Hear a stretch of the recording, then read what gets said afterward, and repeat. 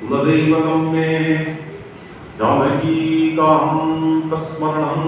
जय जय राम राम।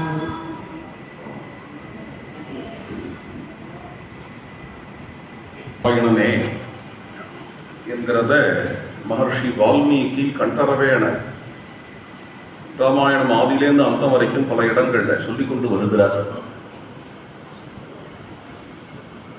ஸ்ரீமத் ராமாயணத்தினுடைய ஆரம்பத்திலேயே ஜக்ஞே விஷ்ணு சனாதனா, மகாவிஷ்ணுவே சனாதனமான மகாவிஷ்ணுவே ராமராக வந்தார் என்கின்ற வாக்கியம்.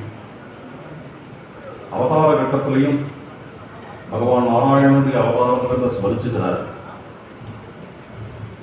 மேலும் தேவாளெல்லாம் போய் பிரார்த்தனை பண்ணி, நாராயணனை போய் பிரார்த்தனை பண்ணி நாராயணமே ராமரா வரார் என்று கூறு